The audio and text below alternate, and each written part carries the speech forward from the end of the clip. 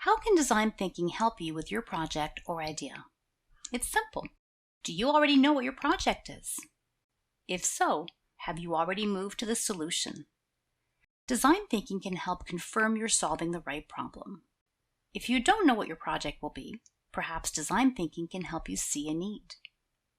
Problem solving and design thinking go hand in hand.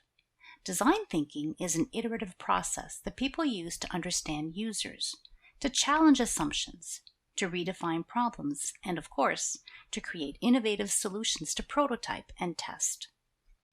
The 5 steps to design thinking are empathize, define, ideate, prototype, and test. It's about asking questions in the right order and always starting with why. Children ask questions, many of them, but the most important questions they ask is why. They ask why because they are curious and they want to know more. As adults, we often forget why and we move straight to how, and that is where we often go wrong. Once you know why you're doing something, you need a good grasp on who you're doing it for. You need to understand who is affected by the problem. Some of the tools used in design thinking include personas, journey maps, or empathy maps. Empathy mapping, for example, is a simple, easy-to-digest visual that captures knowledge about a user's behavior and attitudes.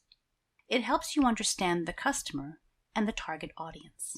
If you put the user first, your product is more likely to work and meet their needs. When you look at a problem, look at it with the user in the middle. So if the product you're designing is meant to help policymakers, put them at the center. If it's for educators, managers, students, place them in the center and ask yourself, what do they think, see, do, or hear? The idea here is to gather insight on your user to create a product or service that best meets their needs. Remember that the process is meant to be non-linear. Your first prototype might work, but is more than likely you'll need a few versions. Don't be afraid to adjust once, twice, however many times are required. So please remember the why as you are developing your tool, your product, your solution. In the end, does it help those it was intended to help?